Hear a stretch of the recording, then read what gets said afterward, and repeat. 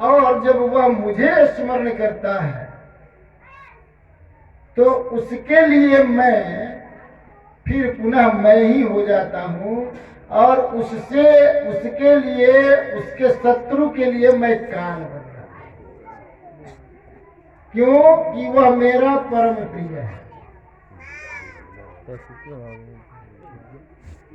इसलिए अपने साधु स्वभाव भक्तों को छोड़कर मैं न तो अपने आप को चाहता हूँ और न अपनी अर्धांगिनी विनाश रहिता लक्ष्मी को। भगवान कहते हैं मैं अपने बस में भी नहीं रहता हूँ भक्तों को लेकर, स्वयं न अपनी पत्नी के बस में रहता हूँ, लक्ष्मी के बस में रहता हूँ। जो भक्त स्त्री पुत्र गृह गुरुजन प्राण धन इहलोक और परलोक सबको छोड़कर मेरी भक्ति में चला आता है तो मैं उसका हो जाता हूँ और उसके परलोक को सुधारने का सर्वदा अधिकार मेरा होता है। इसलिए तुमने मेरे भक्त के साथ बहुत बड़ा अत्याचार किया, अन्याय किया, इसलिए मैं तुम्हारा नहीं और न मैं सुदर्शन को रोक सकता। अगस्त जी गिड़गिड़ा रहे हैं, भगवान के चरण में गिरे हुए हैं। अंत में प्रभु को दया आती है तो कहते हैं मैं एक मार्ग बता सकता हूं, रास्ता तुम्हारे बचने का। जिसको तुमने श्रापित किया है उसके पास जाओ, क्योंकि मैं उसके बस में हूं, मैं उसके हृदय में बैठा हुआ हूं।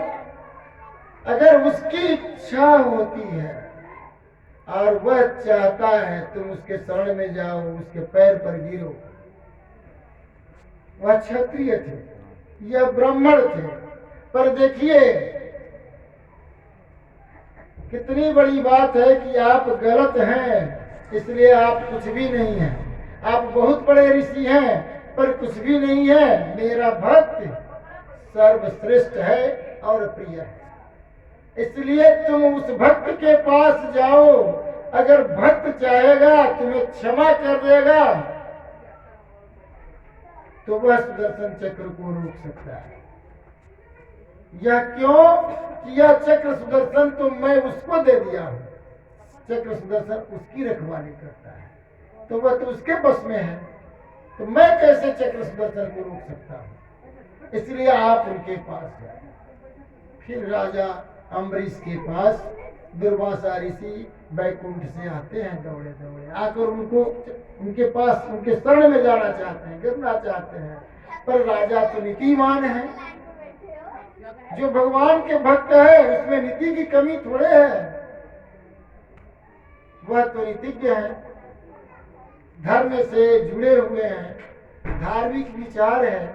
वह ब्राह्मण के हाथ पकड़ लेते हैं, कहते हैं महाराज आप तो दयानिधि हैं, फिर पुनः मुझ पर दया कर दीजिए। आप तो बड़े दयावान निकले। और उनके हाथ को पकड़ लेते हैं और उनके चरण पर गिर जाते हैं। कहते हैं मैं आप से विनती करता हूं कि मेरे यहाँ आप अतिथि स्वीकार कर लें। फिर दुर्वासा ऋषि को भोजन ग्रहण कराते हैं, आप तब अपने भोजन ग्रहण करते हैं। इतने दिन में 3 वर्ष बीत चुका था और 3 वर्ष अम्बरीश जी बिना पानी पिए रह गए।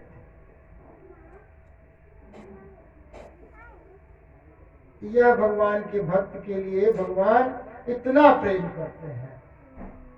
देखिए यह तो आपके भगवान की भक्ति की बात बताए कि भगवान से जो भक्ति करता है उसके लिए भगवान बड़े श्रेष्ठ होते हैं।